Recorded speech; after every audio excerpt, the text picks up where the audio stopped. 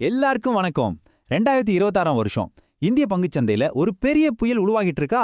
ஆமா, ஒரு சுவாரஸ்யமான அனாலிசிஸ் என்ன சொல்லுதுன்னா, ஒரு மிகப்பெரிய மார்க்கெட் மூவ்மெண்ட் வரப்போதான். அது என்ன, ஏன், எப்படிங்கிறத பத்தி தான் நாம இப்போ ரொம்ப ஆழமா பார்க்க போறோம்.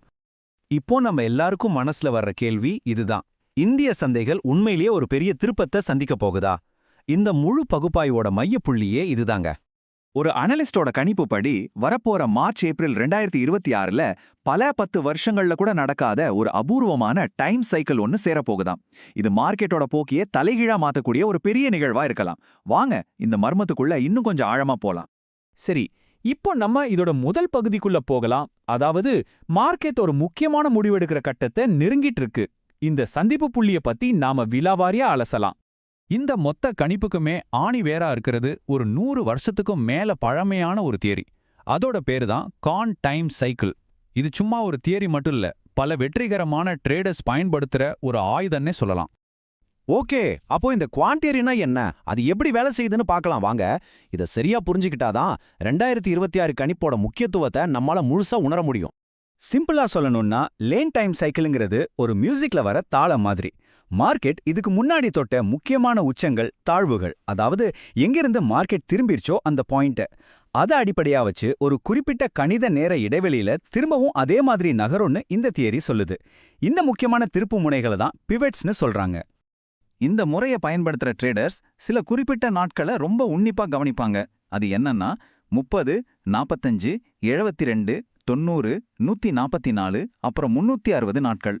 இந்த குறிப்பிட்ட நாட்கள்ல மார்க்கெட்ல ஒரு பெரிய திருப்புமுனை வரலாம்னு அவங்க எதிர்பார்க்கறாங்க. இது சும்மா ஏதோ பேப்பர்ல இருக்கிற தியரி கிடையாதுங்க. நிஃப்டியோட வரலாற்றை பாத்தீங்கனாலே இதுக்கான தடயங்கள் இருக்கு.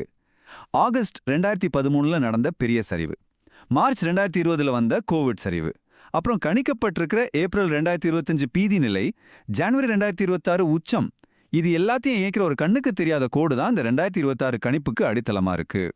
இப்போதான் நாம இந்த அனாலிசிஸோட கிளைமேக்ஸ்கே வரும். ஏப்ரல் 2, 2026 இந்த தேதியில ஒரு சக்தி வாய்ந்த சங்கமம், அதாவது கான்ஃப்ளூயன்ஸ் நடக்க போகுது. இது எப்படின்னா, வானத்துல பல கிரகங்கள் ஒரே நேர்கோட்டுல வர்ற மாதிரி பல தனித்தனி டைம் சைக்கிள்ஸ் எல்லாம் அந்த ஒரே நாள்ல ஒன்னு சேரப்போகுது. குறிப்பா 90 நாள் சைக்கிளும் 360 நாள் சைக்கிளும் ஒன்னு சேர்றது ரொம்ப ரொம்ப அபூர்வம். அதுதான் இந்த தேதியை ஒரு சாதாரண நாள்ல இருந்து ஒரு சரித்திரத்தையே மாத்த போற நாளா மாத்துது. சரி, இந்த டைம் சைக்கிள்ஸை வச்சு நிஃப்டிக்கு என்னென்ன வாய்ப்புகள் இருக்குன்னு பார்ப்போம். சொல்லப்போனா 2 முக்கியமான பாதைகள் இருக்கு. அதை ஒன்னொன்னா பார்க்கலாம். முதல்ல சினாரியோ 1 என்னன்னா, மார்ச் 16ஆம் தேதியிலிருந்து 20ஆம் தேதிக்குள்ள நிஃப்டி 24,000லிருந்து 24,188ங்கிற ரேஞ்சுக்குள்ள வந்து ஒரு தற்காலிக பாட்டம் ஃபார்ம் பண்ணுச்சுன்னா, அது ஒரு புது ஏற்றத்துக்கான தொடக்கமா இருக்கலாம். அங்கேருந்து 25,000, 25,700, ஏன் 26,000ன்ற புது உச்சங்களை நோக்கி கூட போக வாய்ப்பு இருக்கு. ஆனா இந்த முதல் சினாரியோ நடக்கணும்னா ஒரு முக்கியமான கண்டிஷன் இருக்கு. இந்த 24,000ன்ற நம்பர் தான் ரொம்ப ரொம்ப முக்கியம். ஒரு கோடு மாதிரி. நிஃப்டி இந்த லெவலுக்கு கீழே போகாம தாக்கு பிடிக்கணும். மார்க்கெட் இந்த நம்பரை மதிக்கிறதா இல்லையாங்கிறத பொறுத்து தான் அடுத்த கட்டமே அமையும். ஒருவேளை அந்த 24,000 சப்போர்ட் உடைஞ்சா என்னாகும்? அப்போதான் நாம ரெண்டாவது, இன்னும் ரொம்ப சக்தி வாய்ந்த ஒரு சினாரியோக்குள்ள நுழையிறோம். மார்ச் 31லேருந்து ஏப்ரல் 4 வரைக்கும் நிஃப்டி 23,500லேருந்து 23,800ன்ற நிலைக்கு சரியலாம். அப்படி நடந்தா அந்த பெரிய டைம் சைக்கிள்ஸ் எல்லாம் ஒன்னு சேர்ந்து ஒரு மேஜர் பாட்டமை உருவாக்கும். இது அடுத்த பல மாசங்களுக்கு மார்க்கெட்டோட திசையை தீர்மானிக்கிற ஒரு திருப்பு முனையா இருக்கும். நிஃப்டியோட கதை எப்படின்னா, மார்க்கெட்டோட இன்னொரு ஹீரோ பேங்க் நிஃப்டிக்கு என்ன கதை? அதுக்கும் இதே மாதிரி 2 பாதைகள் கணிக்கப்பட்டிருக்கு. அதுல கவனிக்க வேண்டிய முக்கியமான நம்பர்ஸ் என்னென்ன வாங்க பாப்போம்.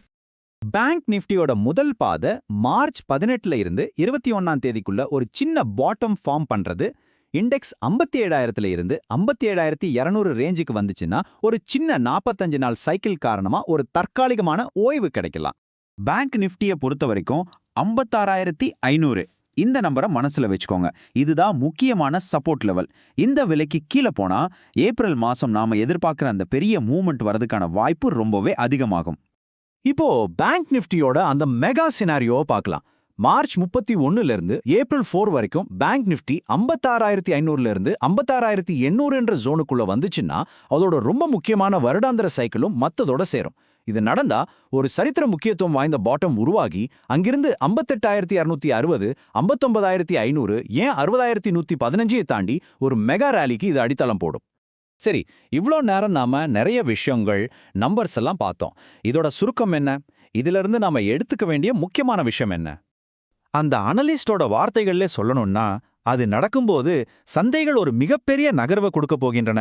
இந்த கணிப்பு உண்மையாச்சுன்னா, மார்ச் ஏப்ரல் 2026ங்கிறது இந்திய சந்தைகளோட வரலாற்றுல ஒரு மறக்க முடியாத அத்தியாயமா இருக்கும். ட்ரேடர்ஸும் சரி, இன்வெஸ்டர்ஸும் சரி, ரொம்ப உன்னிப்பா கவனிக்க வேண்டிய காலகட்டம் இது. ஒரு முக்கியமான அறிவிப்பு. இந்த வீடியோல நாம பார்த்த விஷயங்கள் எல்லாமே தகவல் மற்றும் கல்வி நோக்கங்களுக்காக மட்டுமே. இது எந்த வகையிலும் நிதி ஆலோசனையோ அல்லது பங்குகளை வாங்கவோ விற்கவோ சொல்ற பரிந்துரையோ கிடையாது. பங்குச்சந்தை முதலீடுகள் சந்தை அபாயங்களுக்கு உட்பட்டவை. அதனால முதலீடு செய்யறதுக்கு முன்னாடி எப்பவும் ஒரு தகுதி வாய்ந்த நிதி ஆலோசகர்கிட்ட கலந்து ஆலோசிக்கிறது ரொம்ப முக்கியம். நன்றி.